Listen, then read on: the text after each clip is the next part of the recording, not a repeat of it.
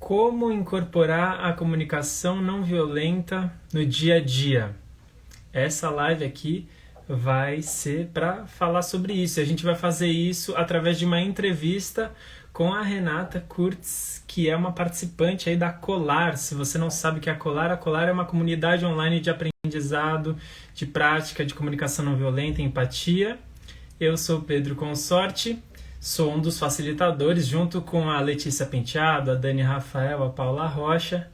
E hoje a gente vai bater um papo aqui exatamente sobre esse grande desafio que, na minha opinião, para quem está querendo aprender a comunicação não violenta, para quem está querendo transformar, né, a forma de se comunicar, é um dos grandes desafios, que é a gente lê livros sobre comunicação não violenta, né, quem tem interesse, a gente vê vídeos, a gente às vezes até faz workshops e cursos, mas incorporar a comunicação não violenta no dia a dia muitas vezes é muito frustrante, porque parece que a gente não está conseguindo. E esse é um dos grandes desafios. Então a gente vai falar aqui hoje com a Renata exatamente para ver como que é esse processo de tentar transformar os padrões e incorporar a comunicação não violenta no dia a dia, junto com o apoio de uma comunidade de prática que inclusive o Marshall Rosenberg, que é o criador da comunicação não violenta, recomendava muito que as pessoas não aprendessem sozinhas, porque sozinho é muito mais difícil. Lembrando que no dia 21 de março a gente vai ter um encontro aberto e gratuito para falar sobre esse assunto mais profundamente, junto com todas as facilitadoras da Colar, e para compartilhar algumas estratégias sobre isso. Então, se você quiser participar desse encontro no dia 21 de março, segunda-feira, às 7h30 da noite, se você não puder nesse dia, você pode se inscrever mesmo assim para receber a gravação. O link está na bio aqui da Colar. Beleza? Então, bom dia, minha gente. Vou aceitar aqui a participação da Renata, introdução feita, e fiquem à vontade para me dar bom dia também aí para quem está assistindo ao vivo e para fazer comentários, perguntas. Aproveitem essa live aqui, porque o legal é bater bola. Já estou vendo algumas pessoas aqui. Vou aceitar a Renata, senhoras, com vocês. Ela é mãe, ela é psicóloga, ela é professora, ela é praticante. E aí, Oi, Renata? Pedro. Bom dia. Bom dia. Oi, pessoal. Bom dia a todos. Bem-vinda, então, Renata. Olha, obrigado por você ter aceitado o nosso convite.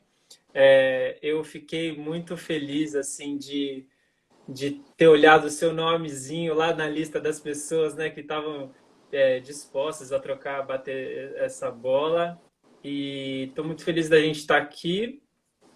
E queria saber, assim, como é que, já que a gente está falando de comunicação não violenta, né? Como é que você está chegando aqui nesse papo? Eu estou chegando com um coração acelerado, tentando lembrar de todas as coisas que eu preciso lembrar nessa live, não esquecer nenhum detalhe. Estou com uma colinha aqui também, para caso eu esqueça alguma coisa. E você, como é que você está chegando aí? Legal. Em primeiro lugar, eu estou chegando muito grata. Quero agradecer a você, a Dani, que eu estou vendo que está aqui com a gente também, o pessoal da Colar, da comunidade do Colar, pelo convite, porque fazer aquilo que faz sentido para a gente é a melhor coisa da vida, né? Se a gente pudesse só fazer aquilo que faz sentido para a gente, essa é uma meta.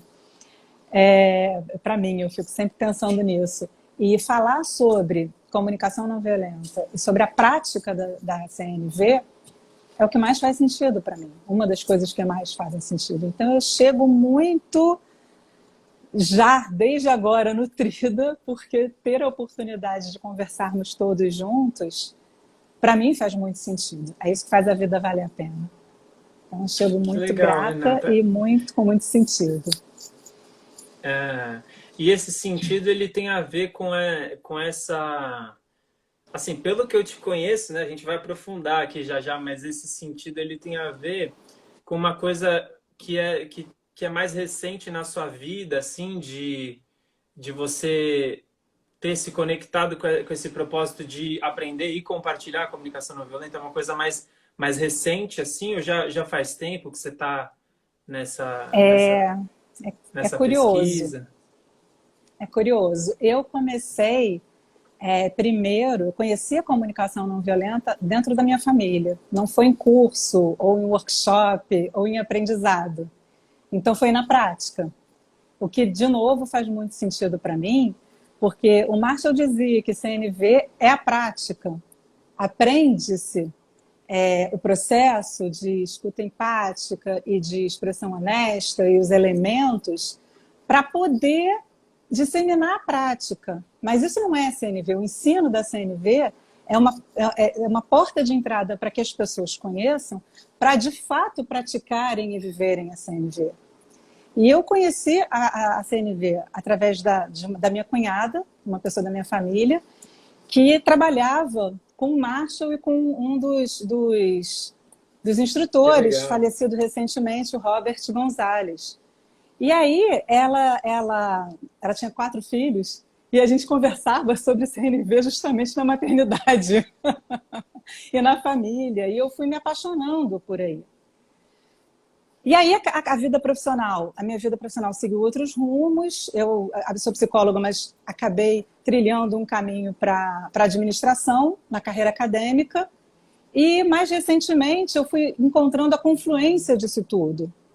Porque a partir do momento que eu comecei a fazer escolhas de acordo com com aquilo que eu queria mesmo, escolhas mais conectadas do que eu queria para o meu trabalho, eu fui convergindo CNV e outras abordagens que também são bastante sustentadoras da CNV, como mindfulness e enfim, estudos de Dharma e outras coisas. E aí eu falei, bom, será que eu consigo fazer isso também ser o meu trabalho? Então, o que mais recentemente aconteceu é essa construção do meu trabalho como acadêmica, como professora, nisso. Agora, praticar a CNV em sala de aula com os meus alunos, eu também já faço há muito tempo, sem ser um curso de CNV.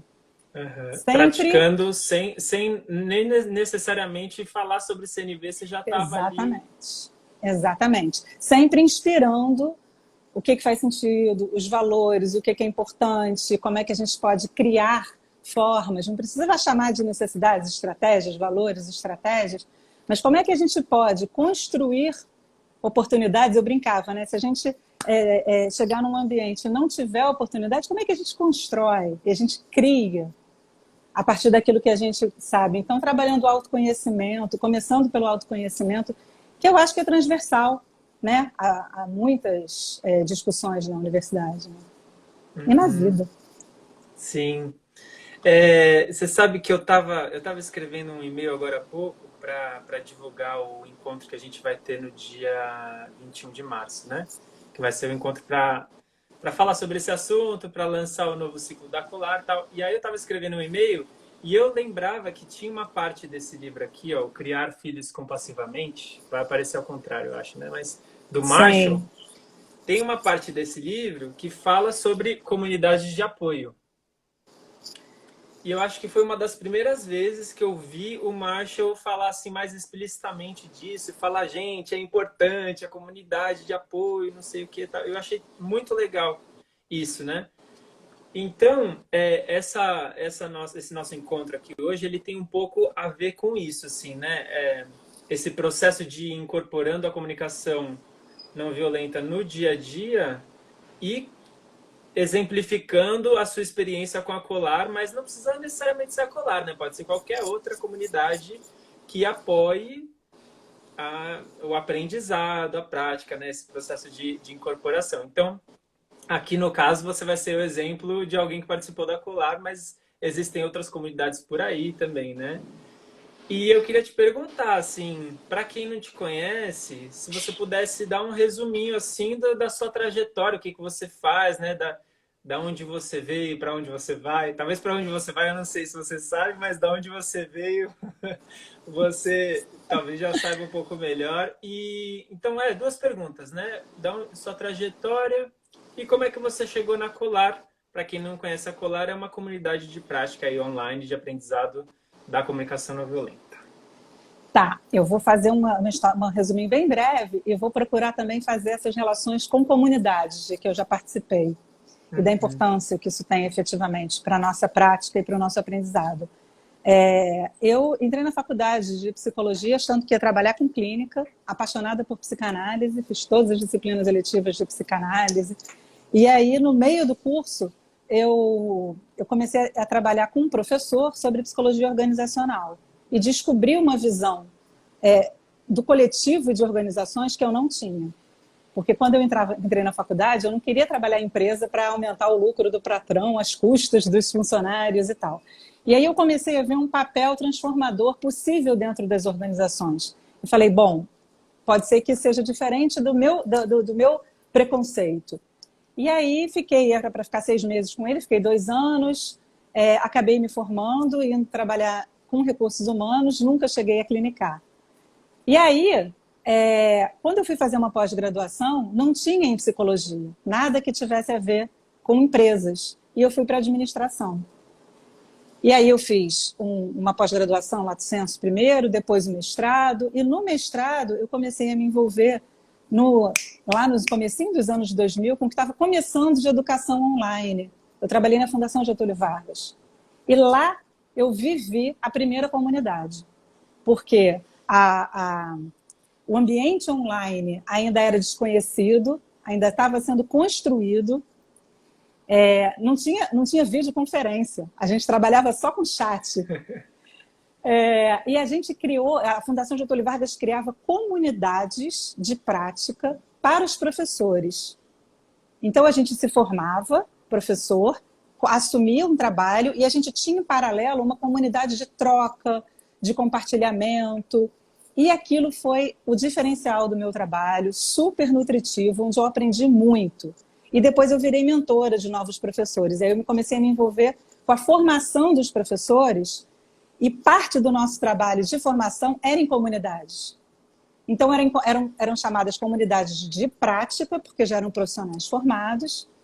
E depois eu criei uma comunidade assim, num curso, já um tempo depois na PUC, até com a Renata, que está aqui assistindo a gente, a Renata Machado, que é minha parceira também de trabalho, inclusive na CNV e lá na PUC. E a gente criou uma comunidade de prática para os professores também, para um curso grande que a gente trabalhou de 2 anos, e que também foi o diferencial.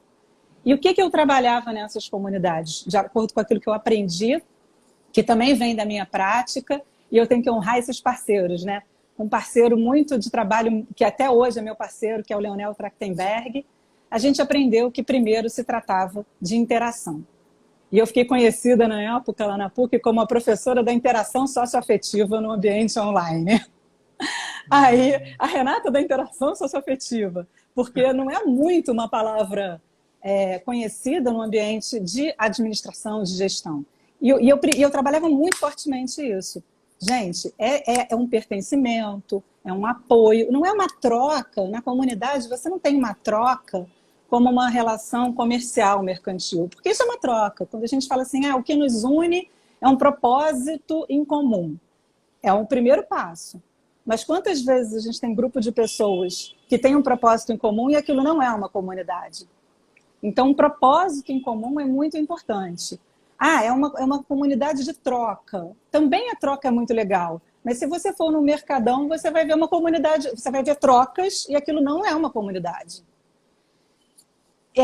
Então, o que caracterizava para mim a comunidade era uma relação de interdependência, que na verdade não é interdependência como a gente está acostumado no palavreado coloquial, que é muito marcado pela dependência de dominação hierárquica, em que um depende do outro, até pejorativamente. Então, talvez essa palavra, que em outros ambientes é usada como interdependente, pode ser colaborativo, co-construído.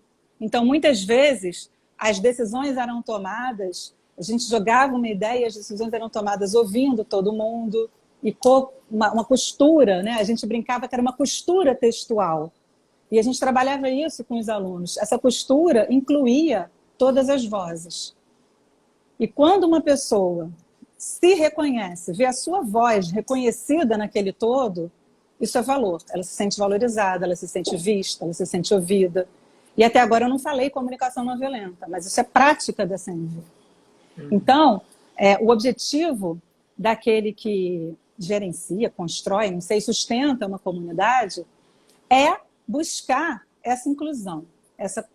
É a partir dessa inclusão, do ser visto, ser reconhecido, ser valorizado, eu acredito que isso desperta, isso abre um valor muito importante que a gente tem dentro da gente, que é o de contribuição. Então, eu sou visto, eu sou reconhecido e eu também quero contribuir. E isso vai retroalimentando, ou não é para trás, é para frente. Isso vai feed forward, para frente, a construção daquela comunidade. Então, isso fez muito sentido. E aí eu vejo uma mescla entre comunidades de prática e comunidades de aprendizado. Porque não era um curso, mas foi onde eu aprendi. Talvez até mais do que no curso que eu fiz com os meus professores. E isso faz sentido em diferentes ambientes, né? Não só no ambiente educacional, como agora trazendo para a comunicação não violenta, se a gente pensar que a CNV é prática, não é um curso, fiz o curso e aí eu fui aplicar no meu trabalho e não funcionou. Então, para mim, não funciona, não é eficaz. Se a gente for com essa expectativa de que é uma ferramenta que eu vou sacar lá da prateleira e usar na hora da avaliação de desempenho, na hora de falar com o meu funcionário, na hora de falar com o meu marido, com o meu filho, não vai funcionar mesmo, porque ela não é uma ferramenta, não é uma abordagem. Será que eu tenho uma atitude de incluir o outro na minha própria fala? E aí, para isso, eu preciso escutar. Então, eu preciso me modificar se eu quero viver. Então, a gente aprende para praticar, não é o contrário. Agora, eu aprendi e vou pôr em prática, é o oposto. Pelo menos, essa foi assim o meu aprendizado. Não sei se eu te respondi, Pedro. Sim, sim. E aí, mais especificamente, como é que você chegou na Colar, assim? Né? Sim, como é que eu cheguei na Colar? Pois na pandemia aconteceu uma coisa, muitas coisas ruins, mas algumas coisas que foram aceleradas a partir do digital. Eu tive a possibilidade, tomei algumas decisões, acabei reduzindo a carga de trabalho em alguns setores para me dedicar a uma coisa que eu já tinha vontade há algum tempo, que era fazer a certificação em comunicação não violenta no Centro de Comunicação Não Violenta, e achava que eu não tinha tempo para dedicar aquilo que é necessário, né? E realmente era uma decisão acertada, porque é bastante dedicação. E aí, na pandemia, eu decidi dar esse passo. E aí, um dos meus mentores, porque a gente tem um assessor e alguns mentores, um dos meus mentores é o Yuri Haas, da Sinergia Comunicativa, que me apresentou a Dani no projeto Empatia de Emergência. A Sandra e o Yuri me convidaram para participar do projeto, com a Dani, que está aqui com a gente, que é a facilitadora da Colar, super Dani. E aí foi muito legal. Você estava também, Pedro, nesse projeto, né, de empatia de emergência. Sim. Então, eu conheci você e a Dani nesse projeto, que foi um projeto de comunicação não violenta, de empatia para profissionais da linha de frente dos hospitais da Unicamp e do Hospital das Mulheres da Unicamp. E lá eu fiquei conhecendo vocês, e dali a gente foi para o Festival da Empatia, do Festival da Empatia, a gente acompanhando. Aí é uma rede que ainda não era essa rede comunidade, apenas em eventos isolados, mas rede em que a gente acompanhava a trajetória do outro, né? E aí eu cheguei na Colar. Para mim isso é muito, muito importante, você não perguntou ainda, mas eu já vou adiantar. Estar em comunidades é muito importante, porque na minha jornada de certificação a gente faz algumas escolhas. Eu sempre dou algum exemplo, né? Uma escolha pode ser quem prefira, ou tem o objetivo de trabalhar com trauma, por exemplo, que eu acho muito legal, mas a minha escolha é a perspectiva sistêmica. Desde lá de trás já era esse organizacional coletivo. Então, eu tenho um projeto de extensão na UERJ sobre comunicação não violenta que já está em andamento, mas isso é uma parte do conjunto. A prática em comunidades, na minha vida diária, na minha vida pessoal, profissional, na nossa atitude, no nosso viver, para mim, nutre essa fonte. Né? A gente desce para uma fonte, agora me lembrei, Pedro, da teoria U. É aquilo que nutre a fonte, né? É essa prática. E a comunidade proporciona essa prática, é para a prática. Né? Uhum. E você lembra assim de alguma coisa, algum acontecimento específico que aconteceu que te impulsionou mais a participar, a tomar essa Da decisão? Colar? É, Ai, Pedro, foi aconteceu amor à alguma primeira coisa? vista. Quando eu vi a mensagem da Dani, eu falei, eu não sou uma pessoa muito online. Quem me conhece, tem vários colegas queridos aqui que eu estou vendo. Obrigada a todos pela presença.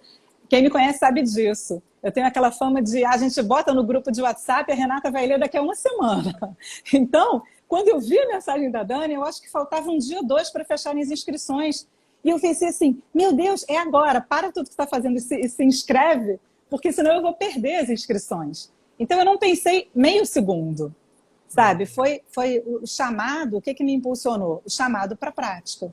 E com pessoas que eu já conhecia, então eu já tinha confiança no trabalho de vocês, achava que ia ser alguma coisa legal e a única coisa que me deixou um pouco... Conversei com a Dani, né, no começo, é que eu queria ter participado de mais atividades. A gente sempre quer fazer mais coisa, porque a Colar oferece diversas opções de horário e de atividades diferentes. E eu não consigo, acho que ninguém conseguiu na nossa comunidade, nem vocês, né? A gente se Nem a distribui. gente. Sim. Então, foi o chamado mesmo para a prática, foi isso. Eu estava tentando lembrar, a gente se encontrou lá no VIT, não foi? Não, no Você não VIT estava que eu no participei, VIT? você não tá. Você estava no VIT Eu que eu tava, eu participei? tava. Eu lembro de você lá. Eu lembro É? de você lá. É. Só que a gente não interagiu muito, mas eu lembro de você lá. E aí eu acho que eu comecei a te seguir no Facebook, alguma coisa assim. Pode ter E aí sido, eu depois os caminhos foram fiz. se cruzando. Mas Sim. eu Foi acho que final de você não registrou, novembro? talvez. Foi. Não, Eu acho que né? foi o único VIT, talvez. Eu acho. É. Ah, que Eu, legal, eu que legal. resgatei essa memória porque eu não lembrava direito, mas eu falei, nossa, eu acho que a Renata tava lá, sim. Fiz uma E você apresentação tava, né? naquele Giraffes all over the world. É. É, que legal. Eu tenho uma pergunta aqui que é assim, de que questões, inicialmente, quando você decidiu participar da Colar, de que questões você queria cuidar? E aí você respondeu assim, aí eu não sei se você quer complementar, né? Mas você falou que você inicialmente você decidiu participar porque você queria, sei lá, se engajar numa prática regular, numa comunidade. Tem mais alguma coisa em relação a isso, assim, questões iniciais que te impulsionaram? A mim, particularmente, foi a oportunidade de praticar, porque eu já tenho outros grupos em que eu participo. Aliás, Vanessa está aqui também, já falei da Renata também. Não dá para falar de todo mundo, né? Mas também temos um grupo que recentemente eu entrei com a Vanessa também, e eu já tinha alguns, mas para mim, cada grupo é uma oportunidade, cada prática é uma oportunidade fresca, nova, real, no momento presente, né? Não tem essa de aquela foi melhor do que essa. Essa é do momento presente. E eu sei que o Colar, eu não sei, vocês vão divulgar, mas eu imagino, né? No primeiro ciclo a gente teve pares empáticos, vocês estimularam bastante isso. Eu também já tenho outras pessoas com quem trocar, mas o que eu queria mesmo eu tenho essa curiosidade e essa abertura para o novo do momento da prática que vai ser. Ao mesmo tempo sem expectativa, mas ao mesmo tempo com abertura para aquilo que vai acontecer na prática. E o meu objetivo era esse, porque para mim o aprendizado vem da prática, o aprendizado vem da minha vivência. E aí eu misturo um pouco isso que eu estou falando da comunicação não violenta com o mindfulness, porque foi um aprendizado que eu tive como instrutora do meu professor de mindfulness, é um lama neozelandês, e ele fala, a gente só pode ensinar aquilo que a gente aprendeu, aquilo que a gente vivenciou e aprendeu pela vivência. Não adianta você ler todos os livros que existem sobre comunicação não violenta, se essa não é a sua prática, o que você vai transmitir, vai passar adiante? Não é nem transmitir, vai compartilhar. Então, se eu estou viva, eu tenho oportunidades preciosas de prática. E aí, de novo, pode ser que isso tenha vindo pela minha trajetória, o aprendizado vem a cada prática me ensina muito a partir do que eu sinto, a partir de como chega em mim a experiência do outro. Eu não preciso eu mesma estar ali num dos pares quando a gente faz a prática. Eu estou aprendendo junto. Como é que aquilo chega em mim, os insights que eu descubro sobre mim mesma. E isso fica na pele. E esse aprendizado que fica na pele, a gente não esquece mais. Isso constitui a gente. E isso me nutre. Então, sim, também estava buscando aprendizado, mas esse aprendizado que vem com a experiência. E aí, como eu me identifico muito com vocês, já estou até fazendo propaganda, viu, gente? Estou ganhando nada com isso da Colar, não, tá? Vale a pena participar do ciclo 2, do ciclo 3 e tal, porque eu, de novo, o que eu quero é aquela prática do momento presente. Uhum.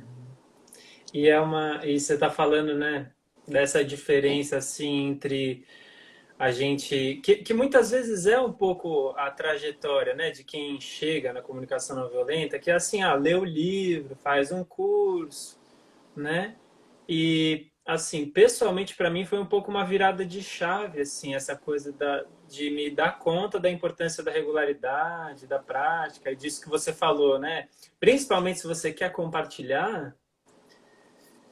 Puxa, é legal você vivenciar, né, na pele, você ter os seus próprios exemplos de coisas que você viveu, né? As fichas também vão caindo, né? Conforme você vive uma coisa na pele, você conecta com alguma coisa que você, sei lá, viu num livro, num vídeo, num curso, e aí você fala, é assim que a gente sente no corpo, né? Tem um pouco a ver com isso também, né? Esses degraus de profundidade, né? Que a gente Sim. vai descendo, né? E para mim isso tem a ver com com o seu convite, de como é que a gente incorpora isso no dia a dia. Para mim, são vários os exemplos de aprendizados que eu continuo trabalhando nisso, né? Para mim, um dos mais marcantes é a vulnerabilidade. É a gente assumir a nossa vulnerabilidade, porque decorar o que é, assim como empatia, né? Decorar a definição e repetir que nem um robô, beleza.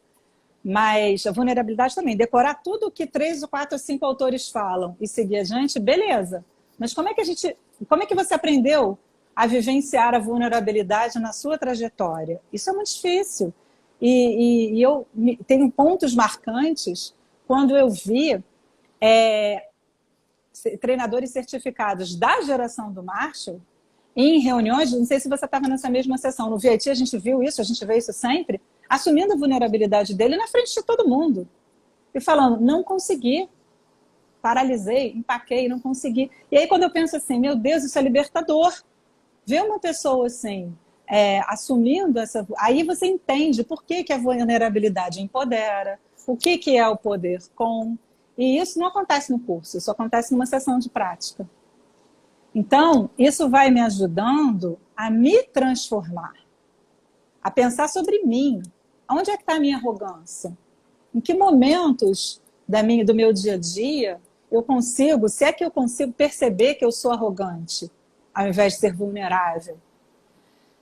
E aí, a arrogância também pode vir de um lugar de, poxa, mas eu quero tanto acertar, porque eu só quero fazer o melhor para mim e para os outros. E aí, esse processo de se perceber, de autoconhecimento, para mim, é o processo de incorporar no dia a dia. Para a gente não cair. E outra coisa muito importante, principalmente no começo do aprendizado, o silêncio, o ouvir, o observar. Porque eu aprendo muito mais na relação com o outro, para incorporar no dia a dia, dando mais tempo para a relação, ouvindo, do que já vindo, ou com uma proposta, ou com a fraseologia da CNV, ou achando que quero resolver o problema do outro, porque eu entendo disso. Então, às vezes não, muitas vezes, eu procuro, caramba, aqui tem muitas oportunidades de aprendizado. E se eu não estiver em silêncio e atenta, essas oportunidades vão passar por mim.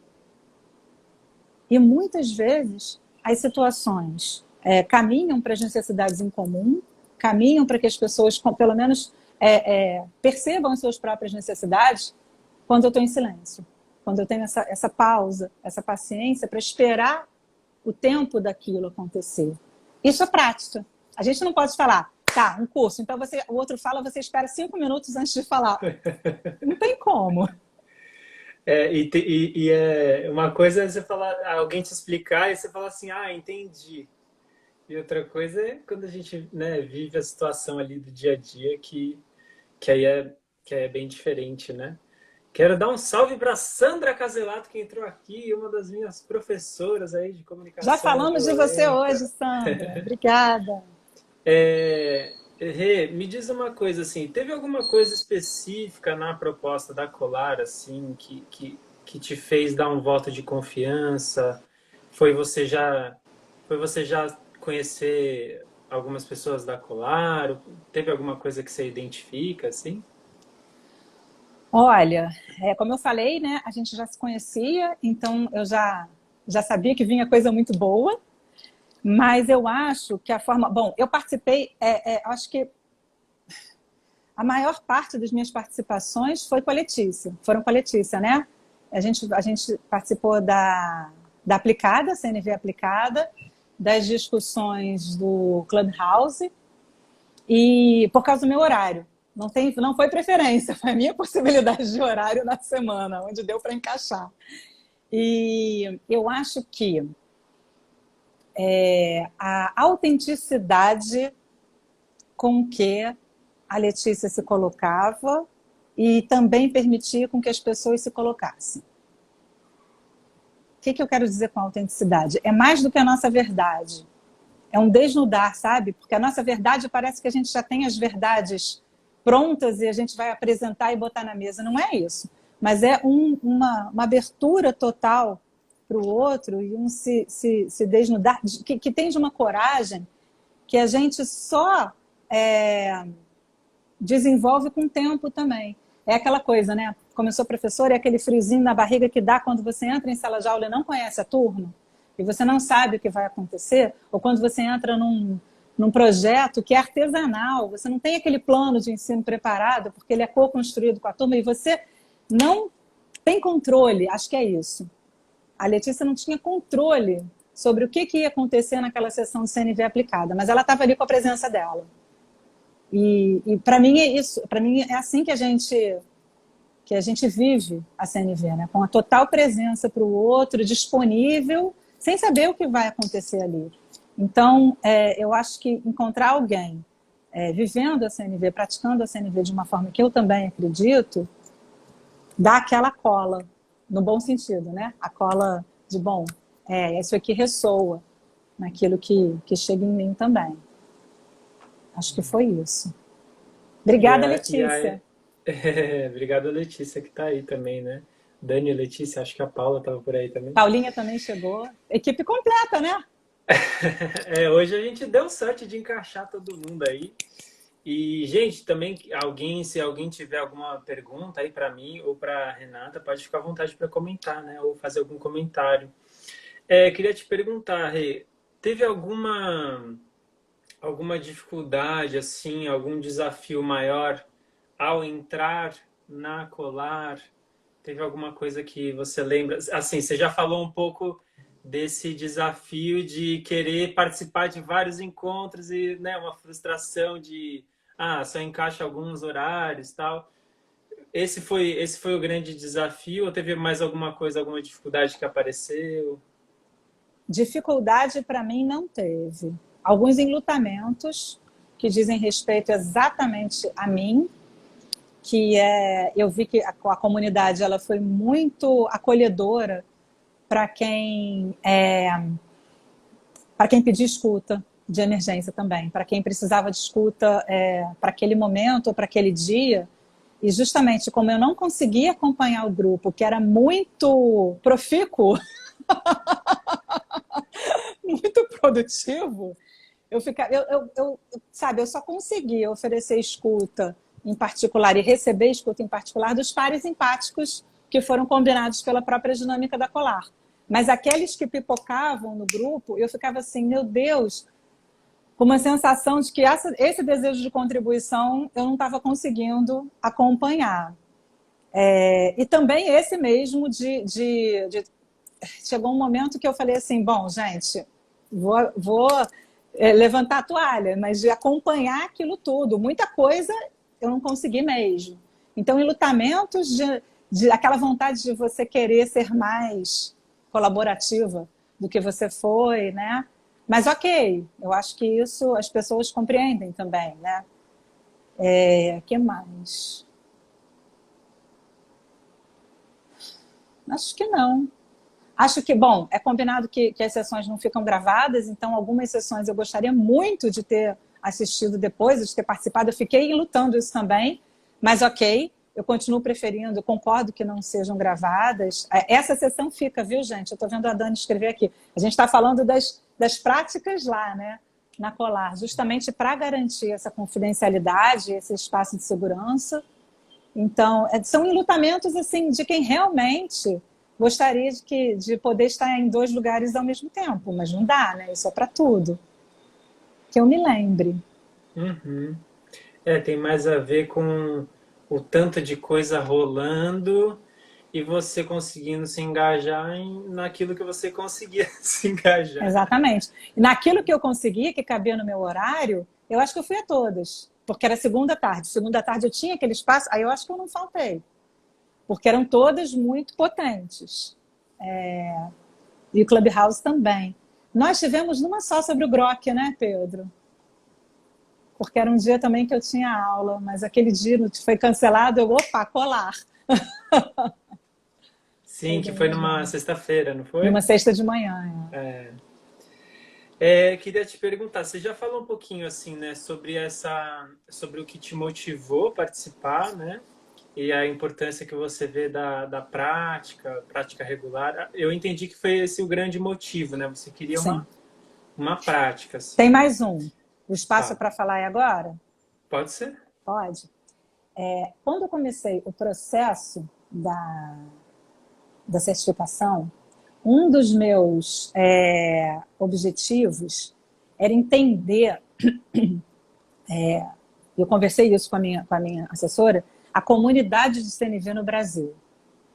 E eu conheço algumas iniciativas, mas eu não tinha esse mapeamento, essa percepção, né? Porque eu também, como você falou no começo, e nas palavras do Marshall, a comunidade de apoio é uma sustentação, né? Também fonte de aprendizado, mas também fonte de sustentação para a prática.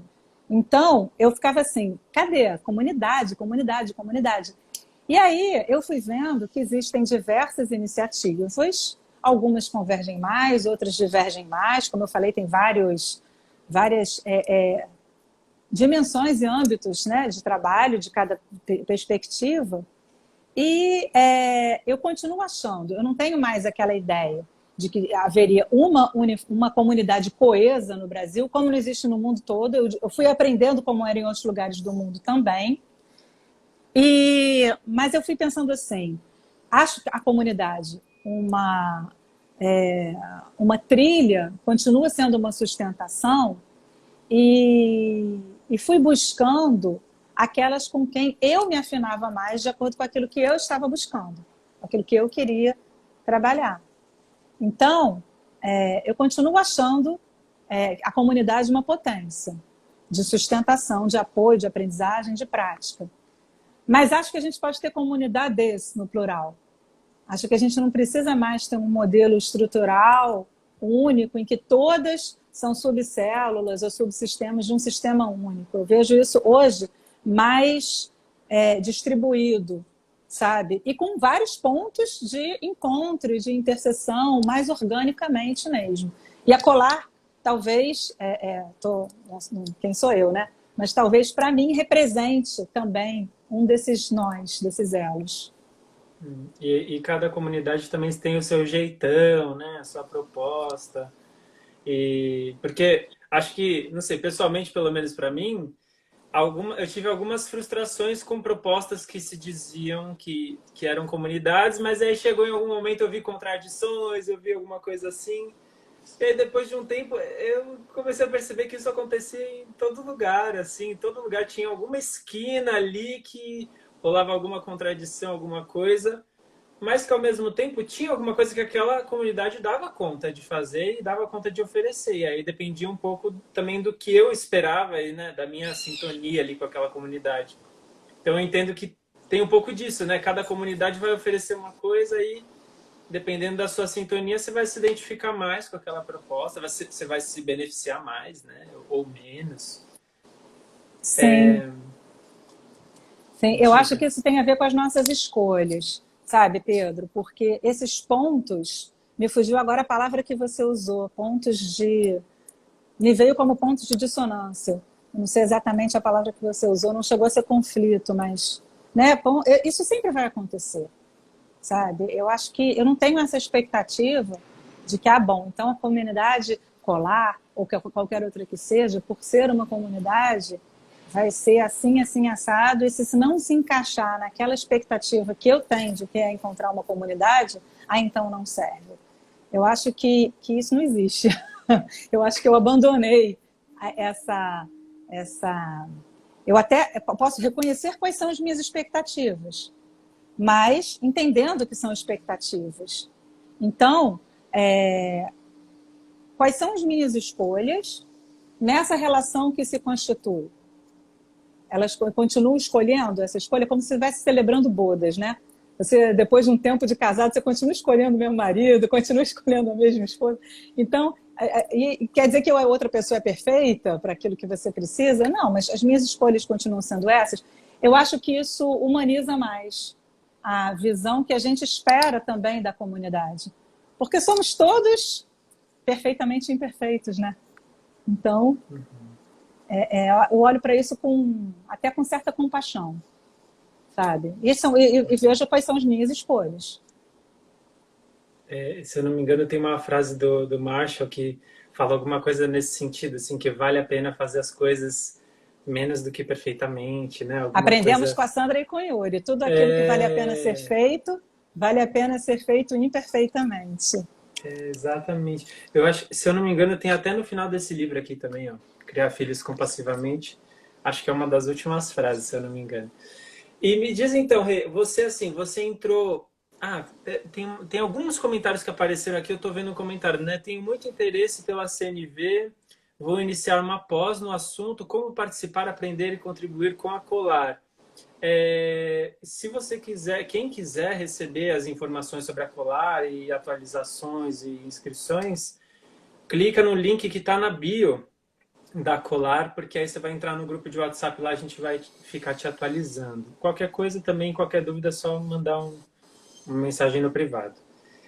Tem uma pergunta aqui para você, Rê, que é: você entrou na Colar motivada, né? Você estava lá vivendo a sua vida, viu a proposta da Colar e falou assim, bom, acho que isso pode contribuir com a minha vida. Tem os seus motivos iniciais. Mas tem alguma coisa assim, algum benefício, assim, alguma contribuição que a Colar trouxe para você que você identifica para além daquela prática que você estava inicialmente querendo fazer? Ou foi isso mesmo, assim, você veio para a prática e você encontrou a prática te contemplou? A prática me contemplou, eu acho que foi isso mesmo, foi encontrar... eu sempre aprendo na relação com pessoas diferentes e novas. Né? Como eu falei, cada um tem a sua autenticidade, cada um tem a sua expressão. Então, para mim, é sempre de muito aprendizado. Mas eu acho que era isso. Eu acho que eu estava buscando sessões de prática e foram sessões de prática mesmo, que me vem à cabeça. E Legal. respondendo a Mele Andresa, também a pergunta que ela colocou, e se você me permite, Pedro, lá na bio do meu Instagram também tem o link para uma turma de um curso de introdução à comunicação não violenta que eu vou oferecer pela UERJ, que está começando dia 14 de março, daqui a quase um mês. Boa. Então, para quem se interessar também, vai ser segunda-feira à noite, em 8 semanas. Então, também pode clicar lá na minha página do Instagram e acessar lá o cursinho. Maravilha. Tenho mais duas perguntas para você, além de possíveis perguntas que apareçam aí no caminho. Uma pergunta teve alguma coisa que aconteceu na sua experiência com a Colar que foi, de alguma forma, assim, alguma surpresa que você não esperava? Alguma... Eu acho que sim, talvez não sim. uma coisa muito grande, assim, mas pequenas coisas que foram acontecendo, assim, ou alguma situação, ou alguma transformação em você, ou algum insight, ou sei lá. Eu acho que não foi comigo, mas eu acho que ver a forma como as pessoas se conectaram ao longo das semanas, porque essa prática, a convivência, ela requer, parece que eu estou sendo redundante, mas ela requer práticas juntos. Né? A confiança, ela vai advir da experiência de estarmos juntos. Então, ver que o grupo criou essa confiança entre si, independentemente da mediação de um dos facilitadores, eu achei muito legal. Muito legal. A gente estimula que as pessoas se procurem, a gente estimula que as pessoas peçam escuta, etc. Mas eu acho que talvez isso seja o mais difícil de acontecer, que é quando as pessoas, e talvez isso seja o começo, como a Colar está no começo, o começo de uma divisão da comunidade que anda pelas próprias pernas, que se procura por si. Claro que a comunidade ainda está centralizada em vocês, nos horários que vocês vão propor, nas dinâmicas que vocês vão propor, etc. Existe um planejamento, né, um cronograma. Mas ver que as pessoas criaram ou sentiram confiança em se procurar, não passando por vocês, porque é diferente de pedir uma escuta para o Pedro, pedir uma escuta para a Dani ou para a Paula. Não, mas botar no grupo e ver isso acontecer, eu acho do caramba. Acho bem gratificante, sabe? E vejo como gestora de comunidades que já fui e tal, talvez isso como mais desafiador.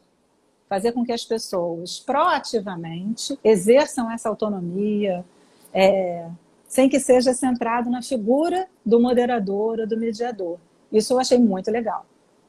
Sabe, se forem 2 pessoas, 3, 4 que sejam, já é muito legal, já é um começo, é uma semente, né? E tem um grupinho no WhatsApp que permanece, né? Um grupo grande que permanece. Tem algumas pessoas aqui, queridas também, que eu já reconheci. Então, não conseguindo ver todo mundo, mas muitas eu já reconheci aqui. Então, eu acho que isso é o florescer, sabe? A semente está plantada, mas não depende só de vocês. Claro, o nosso sonho, eu estou falando meu, que eu imagino que compartilho de vocês também, é que a comunidade vá embora e não dependa mais da gente para continuar existindo, e que ela, ao contrário, que ela vá semeando outras comunidades também, né? Então, a gente sonhar, hoje é o sonho, hoje o tema, a gente está na temporada de não violência, né? E eu estou todo dia postando um tema no Instagram, e o tema de hoje é o sonho. Então, eu tenho esse sonho também de semear e de que as pessoas... eu não quero que as pessoas dependam de mim, mas quero viver o interser. Uma interdependência dentro do interser relacional, da interação, não da dependência. E que possam também ser potentes para continuar semeando para frente. Essa sementinha, eu acho que aconteceu nesse primeiro ciclo da Colar. Não sei se vocês fizeram essa conversa internamente entre vocês e se vocês têm essa mesma percepção. Mas você me perguntando, eu acho que sim. Uhum. Você como professora, né, facilitadora, eu acho que assim, todo mundo que trabalha com educação tem um pouco assim esse, todo mundo é muita gente, né? Mas muita gente tem esse desejo, né, de compartilhar alguma coisa que viveu e achou muito benéfico, transformador, e eu quero compartilhar com as outras pessoas e quero que essas outras pessoas sigam, né? E até do ponto de vista de quem media, de quem facilita, é bom que as pessoas não dependam sempre de você, porque também é um lugar de sobrecarga, né? Então é um lugar também de distribuição de responsabilidade, né? É um lugar de autonomia, né? É, o desafio para mim, claro, a sobrecarga é real. A gente está sempre convivendo com isso, né? De novo, o desejo era de participar de todas as atividades, mas a gente tem que fazer escolhas. Então, a gente convive com isso. Mas para mim o risco maior é o risco de você acreditar que você tem alguma coisa para dar para o outro.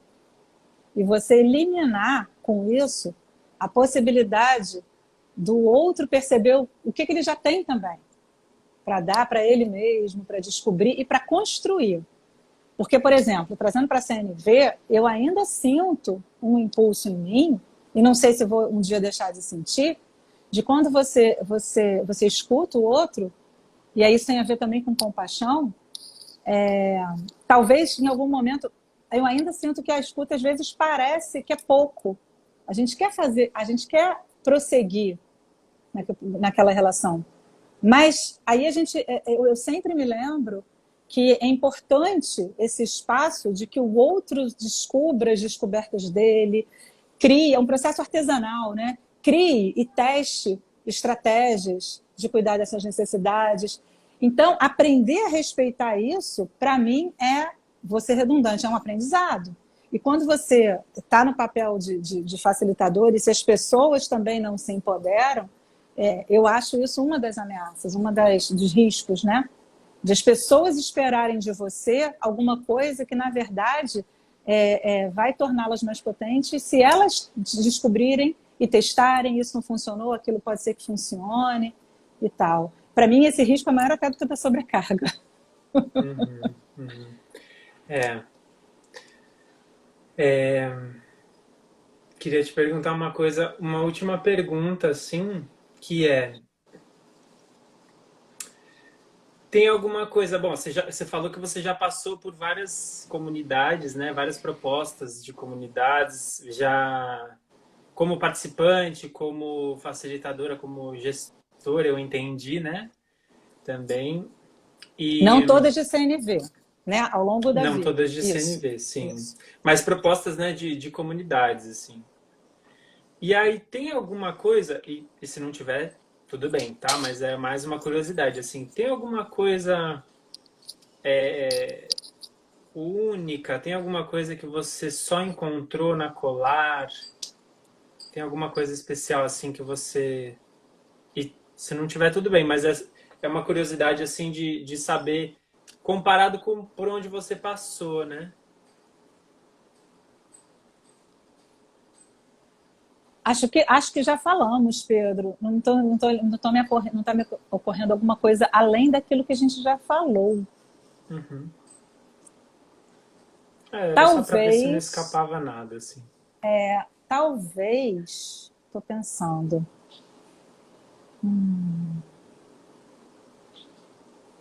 É, o que é muito importante para mim também, mas aí não é o objetivo da Colar.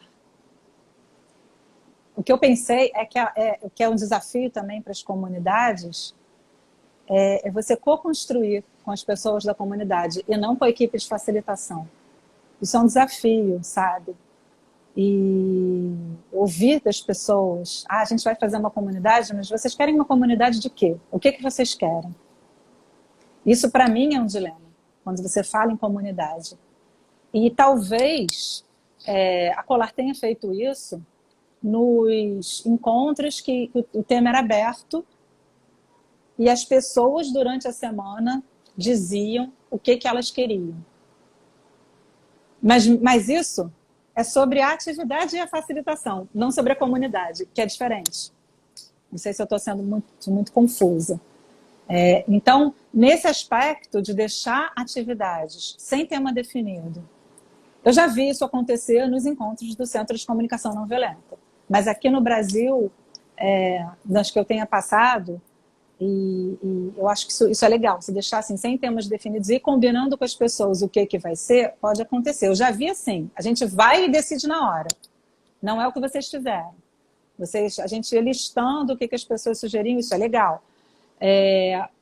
Mas ainda fica com aquele desafio do que a gente entende por comunidade, que comunidade a gente quer criar, e aquelas pessoas que estão ali reunidas querem criar a mesma coisa e tal, que são coisas diferentes, né?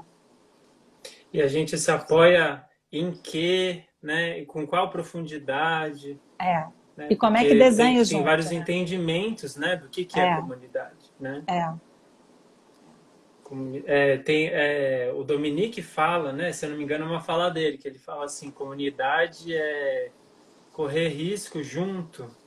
Né? Exatamente. Então, quais riscos a gente escolhe correr? Né? E que acordos, a gente tá escolhendo. Exatamente, fazer acordos e refazer acordos, né? Então, mas eu não sei se isso está dentro da proposta da Colar. Né? Talvez a gente possa fazer uma conversa sobre isso. Mas, de todo modo, o que eu acho que é o mais desafiador é justamente o incluir, sabe? Incluir todos numa comunidade. Fazer com que as pessoas não sejam passivas, mas elas sejam construtores dessa comunidade no poder com, né? Não no sobre, mas no com. Né? Como é que elas estão também construindo essa comunidade? Então, eu vejo vocês com essa intenção. Eu vejo assim, caramba, essa atividade eu acho que está cuidando disso. Isso eu acho muito legal. Acho que é isso. Legal. Deixa eu ver se... tinha um comentário aqui que eu deixei passar do André, que eu queria aproveitar. Ele falou assim, treinar a comunicação não violenta não seria tratar apenas os sintomas? É possível e desejável tratar possíveis causas e frustrações que levam as pessoas a reagir violentamente, às vezes, sem saber por quê. Eu não sei se cortou ou não. Treinar a comunicação não violenta não seria tratar apenas os sintomas. Posso responder de trás para frente? Pode. A segunda qual foi? Você pode repetir para mim? A segunda é assim, é possível e desejável tratar possíveis causas e frustrações que levam as pessoas a reagir violentamente, às vezes sem saber por quê. Tá, eu diria que sim. Não tratar, porque não é uma receita médica, não sei o que André entende. Aliás, oi André, o que André entende por tratar, mas me pareceu uma abordagem um pouco prescritiva, né? Tratar o sintoma na primeira fala e agora também tratar. Não se trata de uma prescrição, a gente vai ao médico, recebe uma receita e trata aquela doença, mas se trata de um processo de transformação por meio do autoconhecimento e daquilo que me conecta comigo mesmo e me conecta com o outro. A partir dessa transformação, isso que você falou das pessoas nem sabem por que estão agindo assim, isso é descoberto. Então a gente entra em contato com esses porquês, com o que de fato é importante para a gente e causa o que você está chamando de comportamento violento. Então sim, esse é o processo, inclusive, não só é possível, como essa é a abordagem. E a primeira pergunta é se é possível tratar sintomas... Treinar a comunicação não violenta não seria tratar apenas os sintomas? Exatamente isso é o que não é. Isso é exatamente o que não é CNV. O Marshall tem uma frase bastante conhecida dizendo que quando a gente faz só isso, a gente está narcotizando as pessoas. Então a gente está anestesiando as pessoas para elas aceitarem esse sistema violento de dominação sem reclamar, sem perceber a sua dor. E isso é o que CNV não é. Eu gosto muito de uma fala, e é também do Dominique, Pedro, que diz que a CNV é a mudança, é a transformação, é um processo de entrar em contato com a humanidade do outro e mudar a vida para melhor para todo mundo. O ensino do processo, né, que a gente fala aqui, de escuta empática, de expressão honesta e dos 4 elementos, foi só uma forma que o Marshall encontrou para fazer com que as pessoas para compartilhar esse conhecimento, para então fazer, não gosto dessa palavra, mas viver a CNV na transformação. Então, não é anestesiar as pessoas para as pessoas ficarem mais felizes, falando fofinhas, falando educadamente, ao contrário. A gente se torna mais forte e mais capaz de lidar cada vez mais com situações que são dolorosas e que vão continuar acontecendo, fazem parte da vida e com mais recursos, na verdade. E aí é uma fala da Miki que eu gosto muito, né? Que isso é poder. É a capacidade da gente mobilizar os nossos recursos para construir formas de atender aquilo que é importante para a gente, as nossas necessidades. Então, obrigada pela pergunta, André. Adorei para dar a chance da gente falar que exatamente é o oposto disso. Muito bom. Eu fiquei pensando também aqui, né?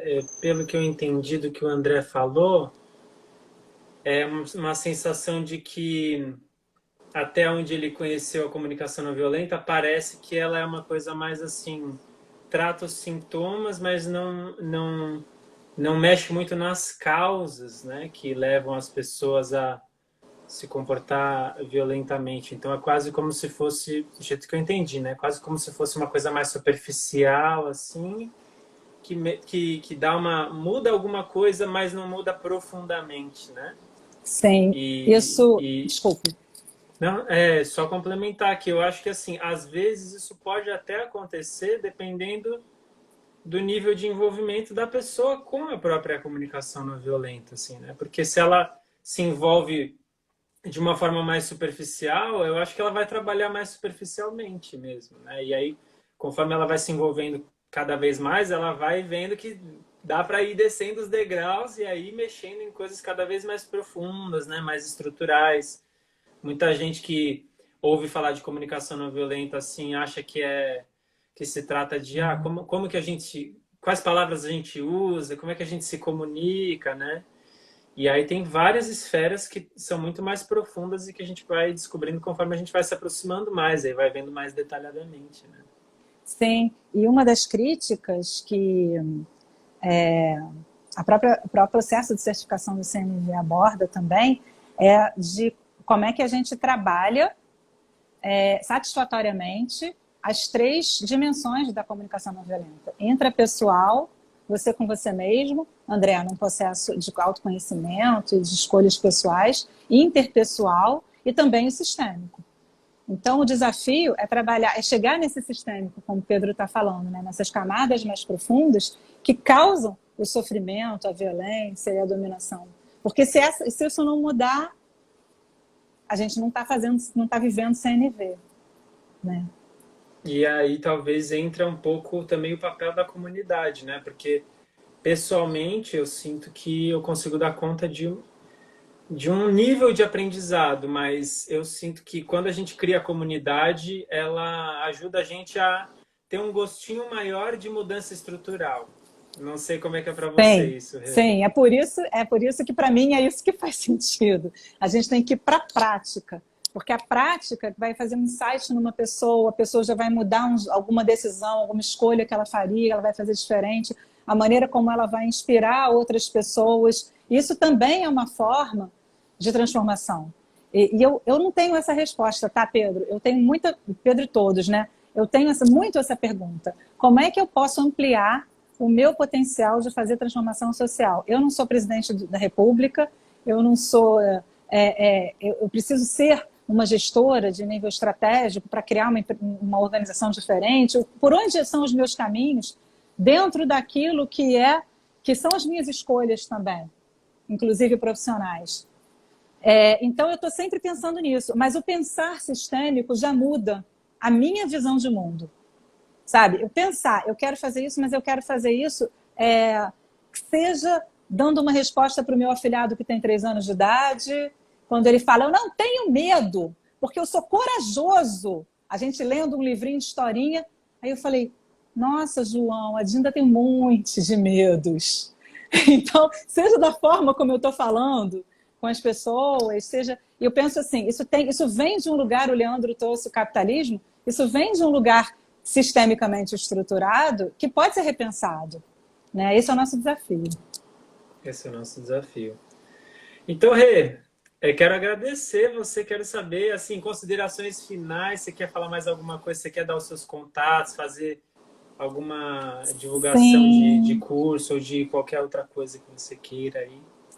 sim, como eu falei, né? A gente está com um curso que vai começar dia 14 de março. Eu e a minha querida Renata Machado, que está aqui junto, minha parceira, vai entrar junto também. Eu adoro docência colaborativa. Eu já trabalho com docência colaborativa em várias disciplinas há bastante tempo. E é muito legal. Mesmo quando a gente discorda.